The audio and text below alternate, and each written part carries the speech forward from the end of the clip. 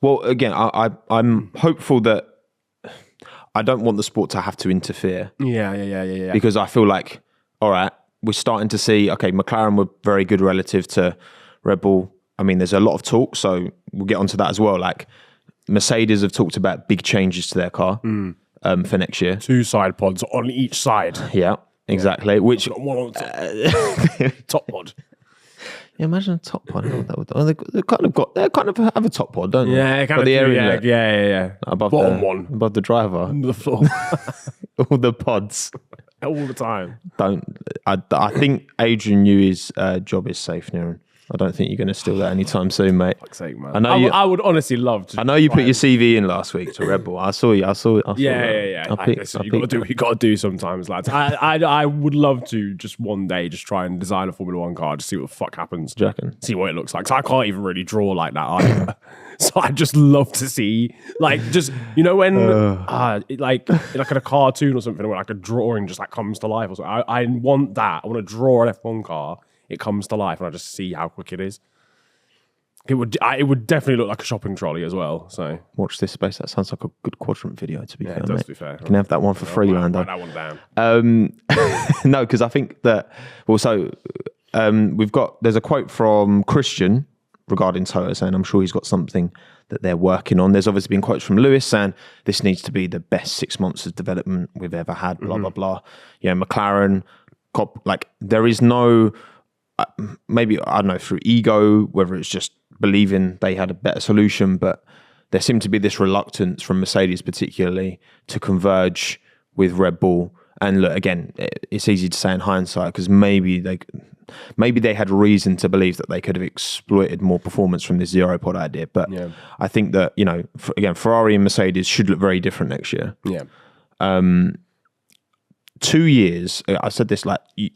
You had to give it 2 years for me, and Red Bull have done exceptionally well. You look at the rest of the field, and it's super competitive even after 1 year. But do you think who's going to catch? Who's going to be the first team to rock up on a weekend with a car that can be as quick as the Red Bull on merit pace? Because we've not seen that for a very long time. It's the big question because there's so many teams like in that that next step, like the next rung of the ladder down, where it's like realistically, if you nailed your development, if you nailed your research, if you nailed your pre-season, you could maybe make that step and actually end up winning races. You got obviously Mercedes, Ferrari, McLaren in there. It's just, what it is actually? It's a shame that we started a regs change with a car like that was leading the way quite comfortably.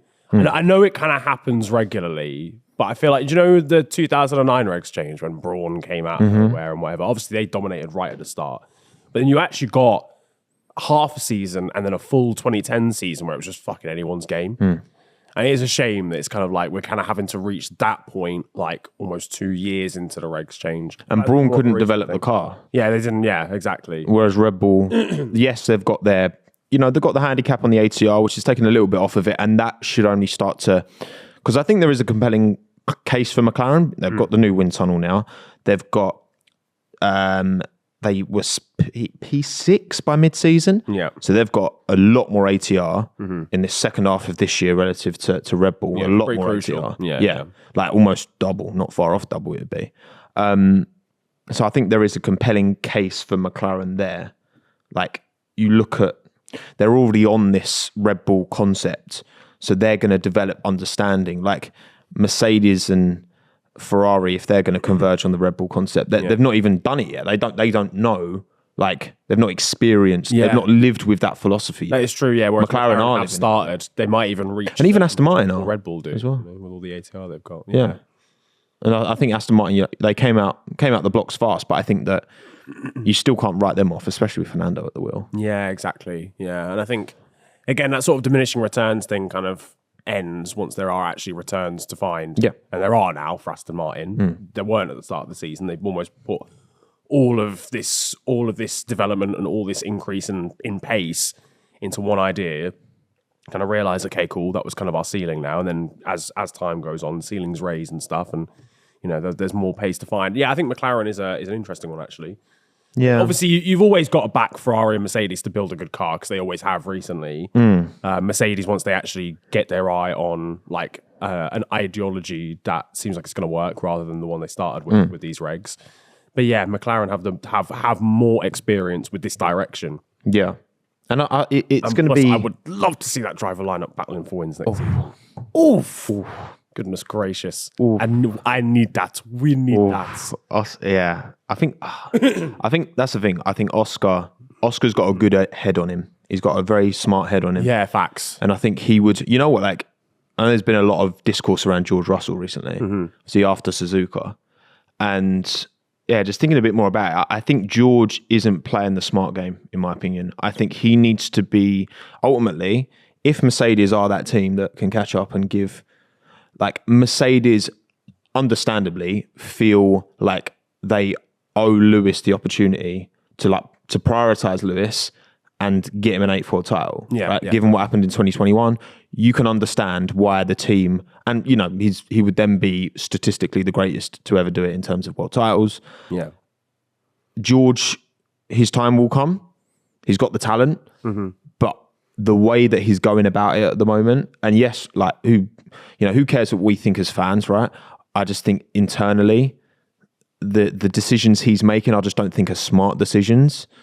I can understand it because he spent more time than he thought he should in the Williams, then gets in the Mercedes and it's a fucking shitter. Yeah, it's not great, yeah. So I can get the frustration, but he needs to play this smarter for me. He's got to play the long game, man. He's a young guy. Like, that's what I believe Oscar will do that.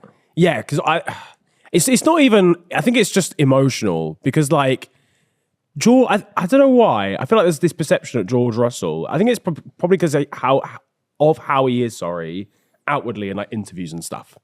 And we kind of expect George Russell to be like very sort of like smart, think things through, not very emotional, a Tory, right? And we just kind of expect that from him. And then when he gets in the car, there's certain little things that creep in team radio wise or just decision making, like in Singapore, you know, or like rash little moves here and there that maybe take us off guard. Whereas Piastri is just like that cool, calm, sort of collected character. Yeah. Who you feel could easily deal with a battle, an inter-team rivalry because he's so focused. He's not going to let emotion get the better of him that easily, whereas George is already letting that happen. Like you said, in a situation where realistically, it's not Lewis bias or anything like that at all. Lewis is beating him in the Drivers' Championship, though George has given him a good run in both seasons now. But at the end of the day, he's the more experienced driver. He's the most decorated driver on the grid at the moment. Like, as George, it's blessed, bro. Your time is going to come. You're going to be the leader of this team in like 2 years from now. Just allow it. You know, if you have to move over for Lewis every now and again, then calm. It is what it is. It's the team game. Like, you just have to play it. Especially when you're not fighting for wins. Exactly. And I saw a team radio like off the back of Suzuka, and it was like the caption was like, "What happened?" And it was what was it? It was Hungary. I want to say like 2020, and Nicholas Latifi was like doing well or something, and George was like, "Oh, if you need to sacrifice my race for Nicholas, then obviously do it." I was like, brother, what's happened? What's changed? This man, calm. He might get you like a Nutella sponsorship. Maybe that's what it was. He just wanted the chocolate spread. But either way, I don't know how it could have changed so much in that time. Yeah. I guess, you're fighting for bigger points. You know, it matters more. Look, he wasn't going to get points that day, so he didn't really care. But like, I don't know. George, just be smart. George has proven, and again, look, you look at Brazil last year. You know, he won that race ahead of Lewis. And this is like Lewis's kind of almost second home race. Yeah. Brazil for him. And it would have carried on that streak of Lewis winning at least one race every season. And George was like, and he delivered. And Lewis didn't get close. And you know what, like, George deserved that win. Like, he got that on merit. Right. Lucky in qualifying for the red flag to come out when it did. And then he got pole. Like he held on to P1 and won the race on merit. So, yeah, it's annoying because he's a smart kid, but also I just don't think he's playing this situation for his own good. You know? Yeah, it's just for him. I'm not saying this is like a disgruntled Hamilton fan like complaining. No, I'm thinking of George. I'm putting his chance for a world title first because yes, if push comes to shove and Mercedes are in that position, I mean, again, they keep tripping over each other because George is just fighting this way too hard. He's racing them too hard, as Alex once said. Alex has. But for what it's worth, I did. So what was it that sparked it in Suzuka? My memory is so bad, but it was basically like Lewis. Well, Lewis did push him off. Did push him off on? Was it on the way through? Or was he defending from George? Can't remember. He was defending from George. Yeah, George was trying to go around the outside of Spoon. Yeah, and was it was optimistic, but I think he was entitled to space. And I think if they weren't teammates, I reckon that's probably getting a penalty, in my opinion. But whatever. And then that's when George was like, "Oh, are we racing each other or the rest or whatever?" And it's just like, and again, like, okay, I'll get that. And then at the end, he was like, "Oh, Lewis owes me one because he pushed me off earlier." I'm like, bruv, like, no, I'm sorry. Like, just what are you playing at? Like, without this team behind you. And look, they've given him 2-year extension, Lewis as well, right? Mm-hmm. But without this team, like, you're not going to achieve anything. Like, you need this team to be behind you. You need to play the team game. You've got arguably the greatest to ever do it as a teammate, to learn from, to build. Yeah. And it's just, I think he's not. Context was important in that situation as well, because when Lewis forced him wide, definitely cheeky. Should that needed. Yeah, it was over the line side as well. If we're being honest. They're on the same strategy at that point. When George is holding up Lewis, it's a wrap.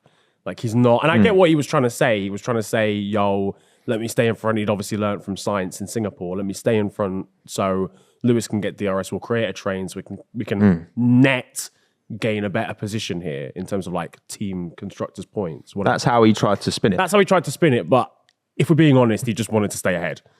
Well, yeah, and also like it's just like, boss, Lewis literally not did on the it. same strategy. Yeah, When Sainz overtook Russell, Russell had DRS from Hamilton. Yeah, exactly. Like he did it, but Russell's tyres were just nowhere. So again, it just, I don't know, it strikes me, and him going for that one stop as well. I don't know. It just, was that his decision or was that the team's decision? I believe it was his decision to go for the one stop, and I don't know. It just there's desperation there where I don't feel that there needs to be. No, not at all. You know, it's season 2. Yeah, it's all right, G. Don't worry. Got plenty of time. I know the Williams patience. Years, they wasted a bit, but yeah, patience. That's all that's required. Because how old is he? He's like 24? Yeah, probably? like 25, that kind of age. Come on, brother. It's fine. Don't worry. And I think, Lewis, if Lewis gets an 8th or he retires, either way, I think we're going to maybe see, I don't know, he's got a 2-year extension, maybe 3 more years. We'll see with Lewis. I think if he does get 8, then I think he'll still end up knocking it on the head. But yeah, I mean, I think building this Mercedes team back to a winning outfit would be a nice way of finishing it off almost for Lewis. He's got to do a decent job though. He's got to hire a whole new pit crew. Do that because listen, look, things that need to change at Mercedes. Not going to lie. Yeah, I think it's talking of Mercedes and almost like ex-Mercedes, because I mean, since James Vowles has left. Because he used to get a lot of stick, didn't he, when he was at Mercedes? Yeah. For the bad calls. Because he was the outwardly tactical man, if you like. Yeah, and he was the one who, like, the substitute teacher would have to get in on the... And, like, everyone would be shut up. And he's like, no. I was like, what was it? Valtteri abort fastest lap attempt. Yeah. And Valtteri was like, I was just having fun. Which is quite a good comeback off. Yeah, to be fair. But talking of Vowles, so he's obviously now team principal at Williams.